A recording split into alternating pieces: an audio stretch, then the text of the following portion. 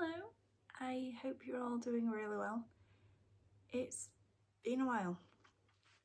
I'll probably create a separate video as to the reason why, but ultimately the enemy decided to have a go at me and unfortunately win for a little bit. He managed to get into my head. Luckily I'm back, going to catch up on the videos that I've missed. I think about 2 weeks of uploading every day, which has annoyed me, but that's my own doing for letting the enemy get in my head. So I'm going to catch up and then continue forward. So you're going to probably just see like shed loads of videos just posted over a 2-day period while I try and catch up. Highly likely all of me in the same shirt, top, because I'm going to try and do as many of them as I can in one go. So today's reading is Matthew 26:47-68.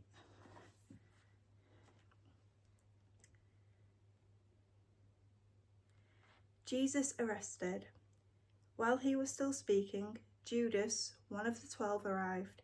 With him was a large crowd armed with swords and clubs, sent from the chief priests and the elders of the people.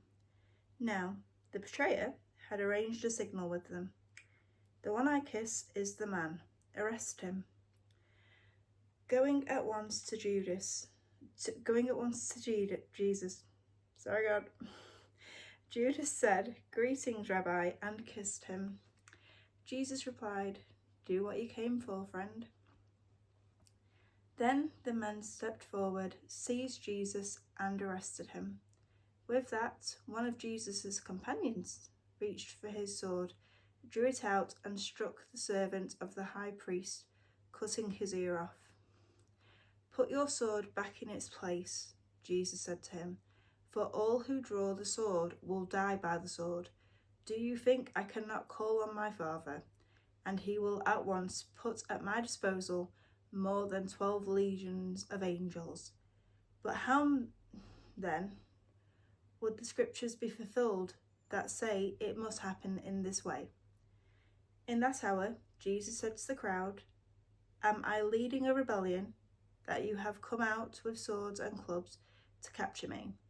Every day I sat in the temple courts teaching, and you did not arrest me. But this has all taken place that the writings of the prophets might be fulfilled." Then all the disciples deserted him and fled. Jesus before the Sanhedrin. Those who had arrested Jesus took him to Caiaphas, the high priest, where the teachers of the law and the elders had assembled. But Peter followed him at a distance, right up to the courtyard of the high priest. He entered and sat down with the guards to see the outcome. The chief priests and the whole Sanhedrin were looking for false evidence against Jesus so that they could put him to death, but they did not find any, though many false witnesses came forward.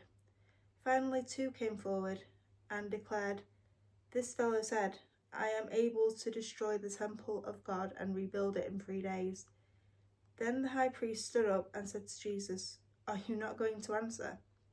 What is this testimony that these men are bringing against you?" But Jesus remained silent. The high priest said to him, "I charge you under the oath by the living God. Tell me if you are the Messiah, the Son of God." You have said so," Jesus replied.